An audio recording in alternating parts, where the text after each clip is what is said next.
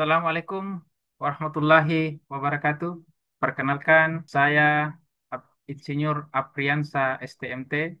Saya berhome base di program studi Teknik Sipil Universitas Sulawesi Barat.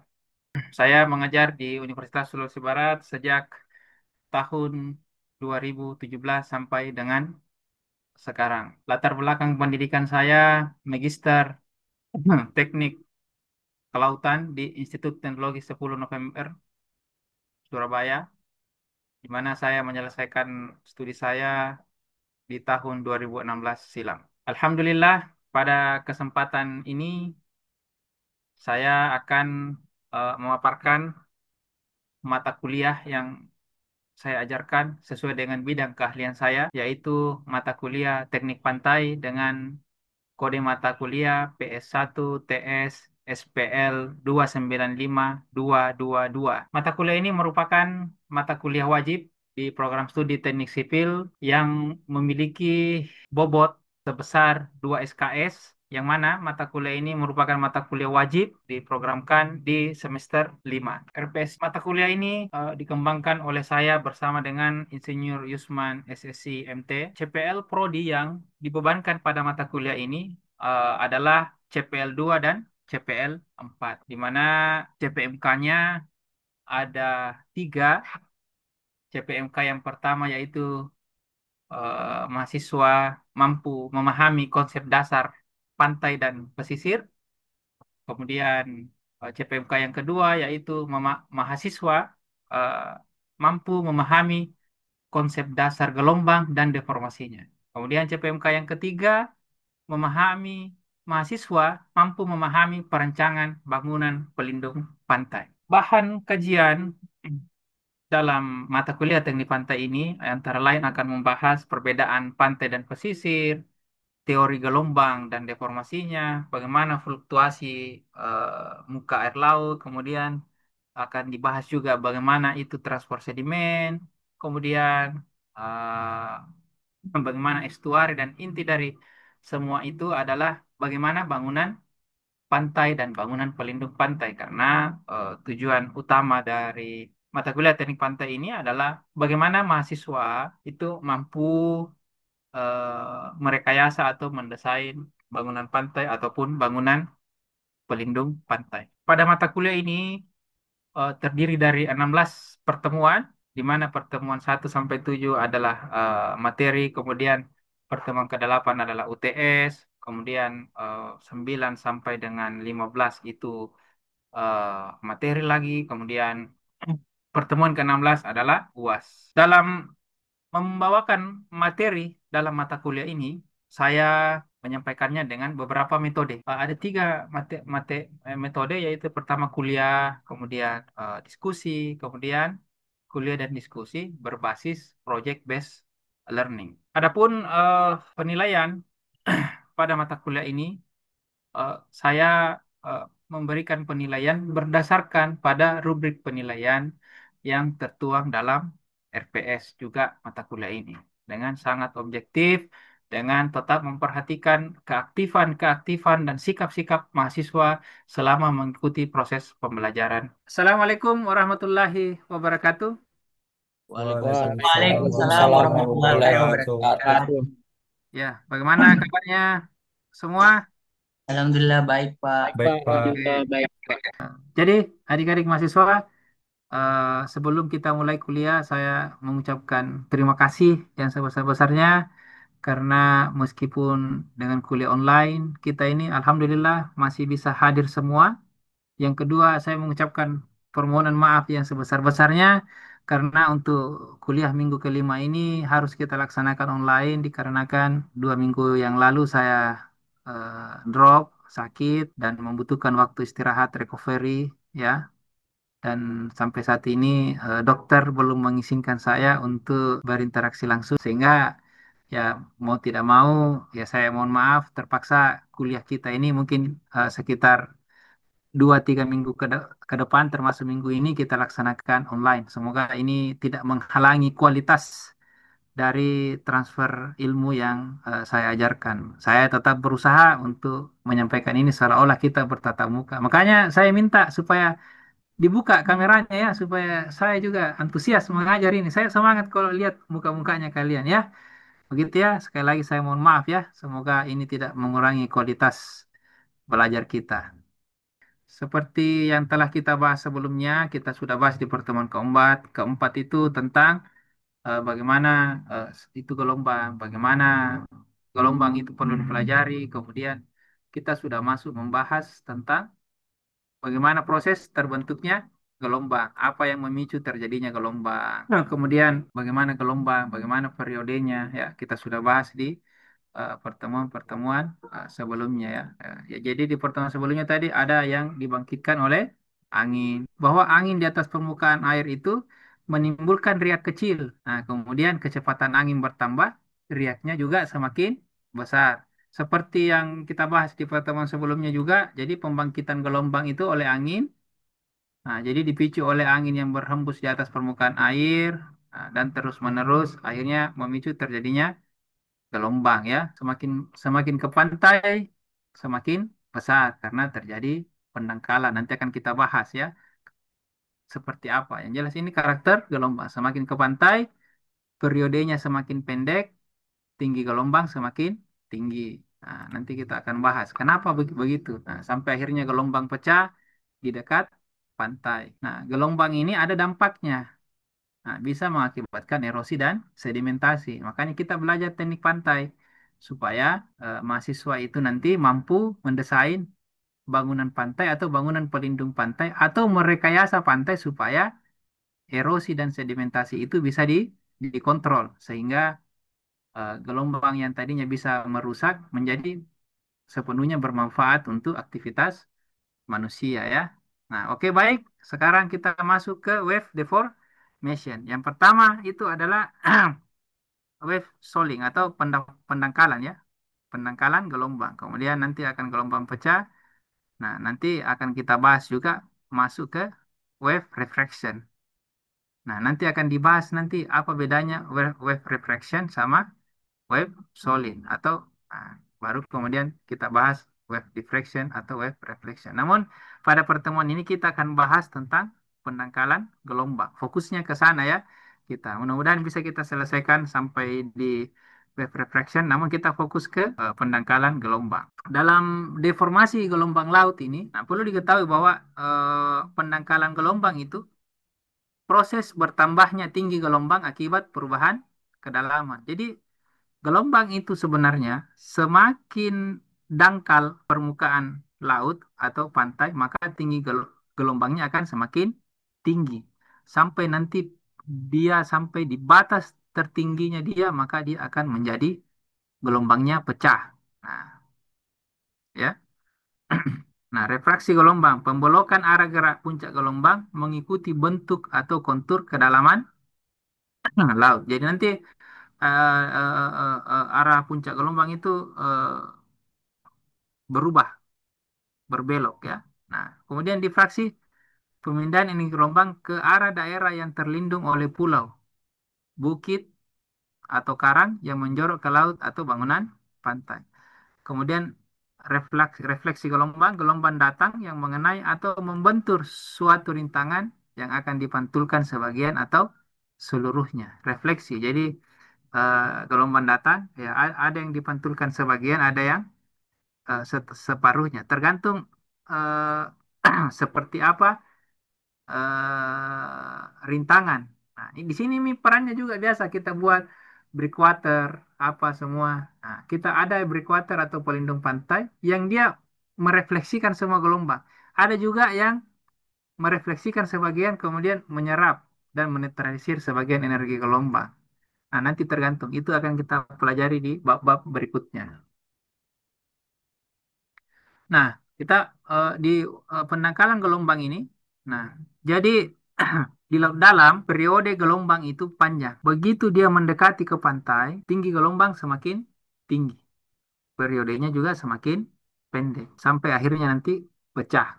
Nah, baru itu yang seperti kita lihat berbusa-busa warna putih di laut itulah, itu namanya gelombang pecah. Ada wilayah di pantai yang sebut seluas itu namanya surf zone. Nah, itu surf zone, itulah kenapa olahraga selancar itu disebut surfing. Nah, karena dia bermain di surf zone. Surf zone itu di saat tinggi gelombang mencapai puncaknya, tapi belum pecah, menjelang dia pecah. Nah, itu mini surfer bermain di bawah-bawahnya itu ya. Itulah kenapa disebut sebagai surfing karena dia bermain di daerah surf zone ya. Ada zona tersendiri. Nah, inilah daerah pendangkalan. Jadi kalau dia di gelombang, dia panjang gelombangnya. Begitu dia mendekati pantai, terjadi namanya zona zona pendangkalan, mulai dangkal. Transition zone. Di sini di bagian kedalaman, kedalaman itu lebih besar dari panjang gelombang dibagi dua. Kedalamannya ini adalah panjang gelombang dibagi dua. Transition zone, nah, dia kedalamannya itu lebih kecil dibagi dari seperdua panjang gelombang, nah, tapi masih lebih besar dari seperdua puluh panjang gelombang. Nah, di shallow zone, nah, itu dia punya kedalaman gelom kedalaman ini, kedalaman laut itu dia lebih kecil dari panjang gelombang per 20 ya. Nah, itu untuk mengkategorikan wilayah-wilayah ini. Ini hubungannya bagaimana energi gelombang itu. Jadi meskipun terjadi pendangkalan, karena dia dangkal maka kecepatannya berkurang. Jadi seiring semakin dangkal maka semakin berkurang kecepatannya. Panjang gelombangnya juga berkurang seiring dengan semakin dangkalnya aliran di ketinggian permukaan air laut di pantai. Tapi supaya bertahan ini dia punya energi karena lambat. Nah, akhirnya dia semakin semakin semakin tinggi gelombangnya. Akhirnya sampai pada puncaknya maka gelombang pecah ya. Nah, jadi kalau kita ke pantai biasa dilihat itu datang ombak satu garis dari tengah tuh sama gelombangnya. Begitu menjelang pantai ada yang tertinggal ombaknya tapi lebih tinggi. Ada yang masih sama tinggi gelombangnya rata. Nah, dari situ kita tahu kalau ada ombak yang satu garis datang tiba-tiba ada bagian dari ombak itu yang melambat, berarti itu lebih dangkal. Yang lebih kencang itu ombaknya atau dia tiba-tiba maju ke depan di situ lebih lebih dalam ya. Nah, jadi kalau Anda berdiri di pantai melihat ke laut, ada datang ombak dari tengah kelihatan itu bisa kita tebak. Oh ini. Jadi itu juga dia pakai nelayan zaman dulu. Tidak pakai eh, eco sonder. Dia tahu bahwa ini yang dalam ini lewat sini perahu masuk. Oh, ini dangkal ini. Ah, jadi seperti itu ya. Paham kira-kira ini yang saya gambarkan ini? Paham? Paham, Pak. Paham ya? Saya Paham ya? Ya saya paham. coba menyampaikan sesimpel mungkin supaya adik-adik mahasiswa bisa paham ya. Nah, kira-kira seperti inilah. Jadi di laut dalam ini sama, periodenya juga panjang. Semakin dia mendekat ke pantai, periode gelombang menjadi semakin berkurang. Panjang gelombang panjang gelombang menjadi lebih pendek. Di sini panjang gelombangnya masih panjang. Nah, di sini lebih pendek. Akhirnya sampai dia pecah. Nah, ini kalau dianggap ini gambar ini menunjukkan bahwa kedalamannya itu sama semua ya sepanjang pantai. Tapi faktanya kan tidak. Kalau aslinya ini ya kadang-kadang berubah ini. Jadi begini. Nah, ini yang saya maksud tadi surf zone. Yang surfer itu suka main-main di bawah ombak sini. Jadi bisa kita lihat itu. Oh, di sini. Teknik pantai ini, wave soling ini atau penangkalan gelombang ini bisa kalian itu pergi ambil pelepah pisang baru surf zone itu bisa nanti ya. Tinggal bisa tahu nanti. Eh, tinggal cari di mana ombak yang itu sangat berpengaruh dengan angin. Ya, jangan berharap dapat surf zone di Selat Makassar karena pembangkit gelombangnya kurang. Karena ada daratan Kalimantan dan ada daratan Sulawesi.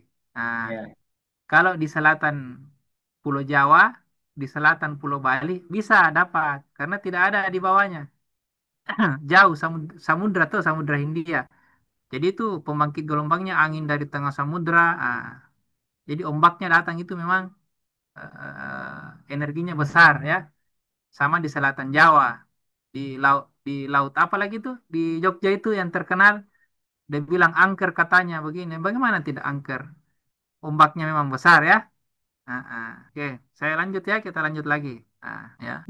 Di flux energi gelombang nah, itu tinggi gelombang. H0 ini adalah tinggi gelombang di laut dalam. Dan N adalah rasio grup gelombang untuk celerity. Untuk air dalam itu rasio salinity-nya itu setengah ya. Dan untuk air yang tenang, yang shallow water tadi yang antara yang di zona sebelum masuk di zona transisi itu N-nya sama dengan satu. Ini dia bagaimana panjang gelombang di air di laut dalam. Nah, sementara pada saat mulai terjadi pendangkalan, nah, wave swelling ini, nah, lihat ya, ketinggian gelombangnya naik, tapi panjang gelombangnya pendek. Ini beberapa model bagaimana perubahan bentuk tinggi gelombang itu ada yang namanya spilling, ada yang namanya plunging, ada collapsing, ada surging ya. Ini ya. Nah, ini yang orang suka ya, surfing ya, yang plunging. Nah, Bisa masuk tanya jawab, Pak. ya. Oke, baik. Nah, ini saya bahas sedikit di sini. Nanti sebelum kita masuk ke cerita jawab, ini yang terakhir. Nah, jadi inilah yang saya maksud tadi tentang surf zone, mulai dari meningkat ekstrimnya tinggi gelombang sampai dengan gelombang pecah. Oke, baik. Adik-adik, ada yang mau ditanyakan? Mungkin Noval, Ahmad Hanif, Amelia, atau siapa mau bertanya? Silahkan ya. Saya Pak bisa Sebelum kita, Pak, ya silakan, silakan. Siapa? Sebutkan Pak namanya. Muhammad Muhammad Noval N. Iya, iya, iya. Apa itu? Semoga saya bisa menjawab. Jadi eh, saya kan kebetulan tinggal di bagian pesisir Pak, Ya, di sekitar pantai begitu. Jadi eh, kadang itu kalau ya menjelang pagi ya subuh-subuh kalau saya jalan-jalan ke pantai itu ombaknya itu besar. Eh, dan pada saat siang itu sudah mereda, nah, malamnya lagi itu bahkan dia surut Pak. Jadi gimana kira-kira itu penjelasannya Pak? Kalau ya, pagi-pagi itu tidak bisa gelombangnya besar sekali, ya. itu Pak. Jadi eh, pantai kita itu sebenarnya jadi ada di pembahasan nanti berikutnya bahwa bagaimana pasang surut air laut itu dipengaruhi oleh benda-benda angkasa ya. Bagaimana posisi matahari, bagaimana posisi bulan, terutama bulan ya. Dengan namanya ada pengaruh ombak itu juga ada dipengaruhi oleh pasang pasang surut. Nah, pasang surut di daerah pesisir kita di Sulawesi Barat ini eh, dipengaruhi dua. Jadi itu jam 9 pagi itu puncak pasang tertinggi tuh jam 9 pagi, jam 3 sore, jam 9 malam, jam 3 subuh. Nah, makanya banjir-banjir yang ada di Majene karena dipengaruhi oleh air pasang itu, kalau hujan deras pasti banjir terjadi tuh setelah jam 3 subuh, jam 4 subuh. Atau kalau dia hujan pagi, biasanya jam 10 banjir. Kalau lama, anu tuh karena air pasang naik. Kemudian jam 9 jam 3 sore, ya biasanya juga banjir itu nanti pi jam-jam 4 sore, jam 5. Tapi kalau begitu jam 6 surut itu air banjir karena air laut juga surut ya. Intinya begini, itu salah satu faktor yang mempengaruhi kenapa tiba-tiba tinggi air. Yang kedua, dipengaruhi posisi bulan. Kalau bulan mati atau bulan purnama, itu pasang tertinggi dan surut terendah di situ. Coba Anda perhatikan di 13, 14, 15, 16, 17 kalender Hijriah ya. Itu pasti kalau dia waktu pasang tinggi sekali air. Kalau dia surut, surut sekali. Nah, kenapa tiba-tiba kencang angin? Nah, itu kan ada namanya kita kan kayak di Selat Makassar ini ada pemicunya. Kalau anginnya bertiup dari arah Pulau Kalimantan ke sini, pasti tinggi ombak itu deh, karena membangkitkan gelombang ke arah pantai Sulawesi bagian barat. Nah, itu. Nah, ada namanya fetch yang kita bisa ambil sampai 200 mil itu dianggap mempengaruhi pembangkitan gelombang. Itu kalau anginnya kencang dan terus menerus ya memang besar ombaknya karena anginnya kencang dari tengah laut itu ke darat ya. Kira-kira begitu dari arah pembangkitan gelombangnya memang konsisten apalagi dipengaruhi oleh pasang pasang surut. Nah, belum lagi pengaruh posisi bulan. Makanya biasa itu ada gerhana bulan pas dia lagi bulan purnama apa blood moon, super blood moon itu kemarin itu jam 9 malam, jam 3 subuh. Oh, itu tinggi sekali permukaan air laut di Majene. Sampai itu air laut keluar dari drainase-drainase yang di daerah Batayang apa semua ya. Nah, kira-kira seperti itu Muhammad Novat. Puas dengan jawaban saya atau masih ada yang mau ditanyakan Novat? Sudah cukup Pak. Oke, Terima oke. kasih Pak. Ya, ya. Yang lain bagaimana?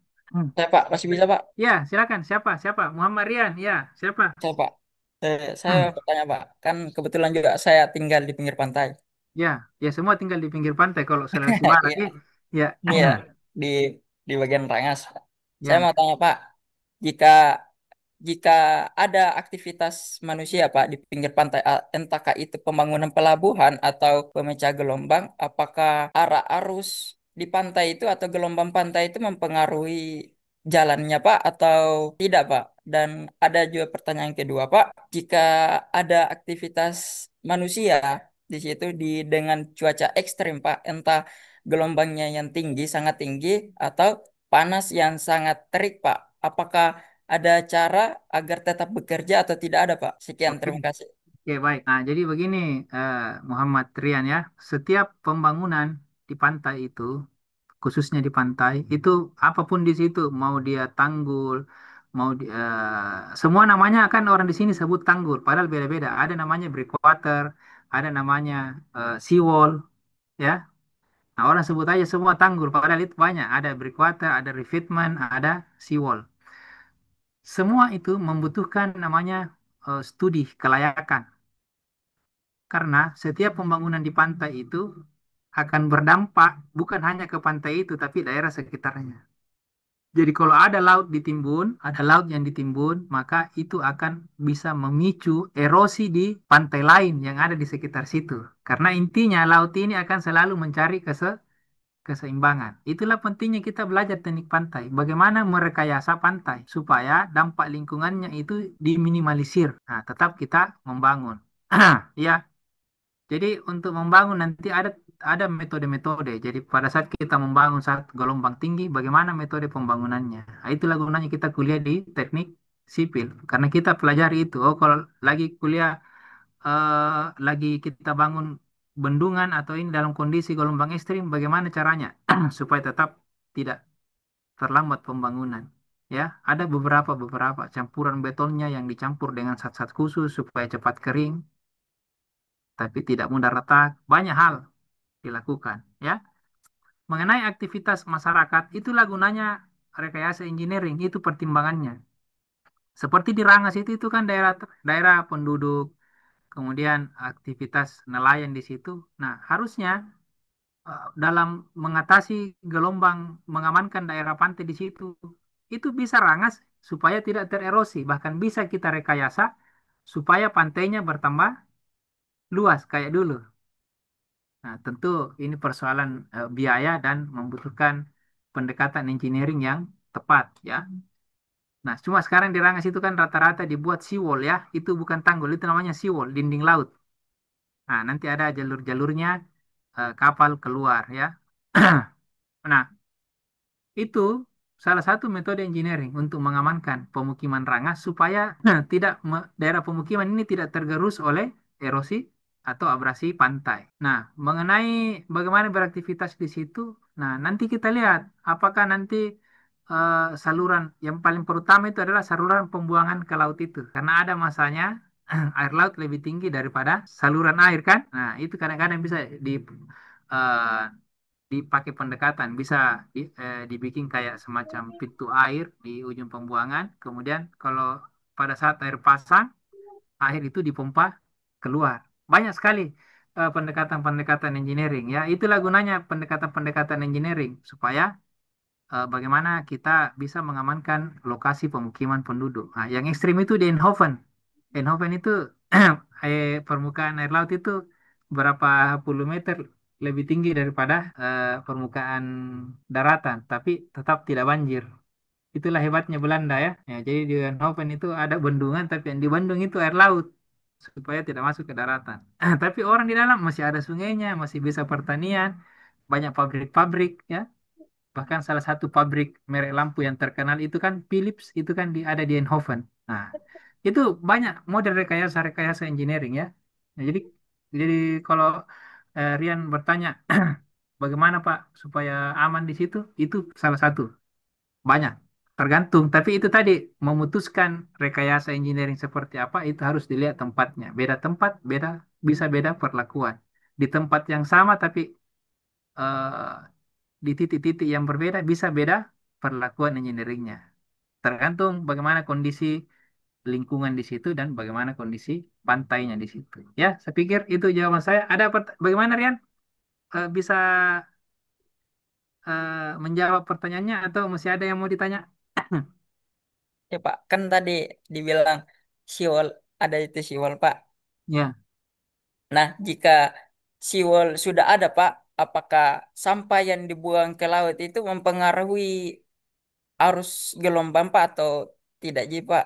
Atau sampah gimana? di laut itu Ya, lebih dari apa yang kau pikirkan dampaknya. Itu dampak ekologinya lebih besar, dampak lingkungannya lebih besar. Bayangkan plastik dimakan oleh hewan-hewan di laut, tidak terurai. Nanti dia punya zat-zat itu tinggal di dalam ikan, dimakan manusia. Zat itu akhirnya masuk, mengalir ke darahnya manusia. Ya, jadi tidak pernah direkomendasikan membuang sampah ke laut. Jadi dia itu pencemar, nah, jadi mempengaruhi ekosistem. Dia lebih ke mempengaruhi ekosistem ya, ekosistem di laut. Bisa membuat airnya keruh. Nah, kalau air laut itu keruh, sinar matahari tidak terlalu bagus masuk sampai di kedalaman air. Sementara ada ekosistem-ekosistem itu yang dia butuh juga sinar matahari di dalam laut itu. Yang mana itu menjadi makanan-makanan ikan. Nah, satu. Intinya itu pengaruh langsungnya sampah di laut itu ya. Coba mi cek apakah masih banyak ikan di sekitar situ yang di pantai-pantai itu. Mungkin susah orang memancing di pinggir pantai itu ya. Itu dampak utamanya itu kalau sampah dibuang ke laut itu ya. Kalau dulu orang di Majene cuma 10-2 meter keluar berdiri memancing itu masih bisa dapat ikan-ikan besar ya. Sekarang kan susah. Nah, banyak faktor itu. Faktor keruhnya air laut, faktor sampah, semua. Belum lagi saat tercemar dari rumah tangga ya. Itu kan harusnya sebelum dibuang ke laut harusnya diolah itu limbah. Tapi kita di sini kan belum. Nah, ini pelan-pelan dengan adanya jurusan teknik sipil di Unsur Bar ini bisa pelan-pelan kita akan memberi edukasi sekaligus memberikan riset-riset bagaimana supaya lingkungan kita itu menjadi bagus. Kira-kira seperti itu. Kalau dampak langsungnya ke anu itu kecil, bila mempengaruhi arus atau ini kecil, tapi dampak ekologinya, lingkungannya sangat besar ya. Oke, kira-kira begitu Rian. Masih ada yang mau ditanyakan lagi? baik Pak, terima kasih. Mungkin Oke, baik tadi kita setelah sesi tanya jawab ada dua tadi penanya yang sangat menarik pertanyaannya ya sangat bagus dan semoga puas dengan jawaban apa yang saya beri.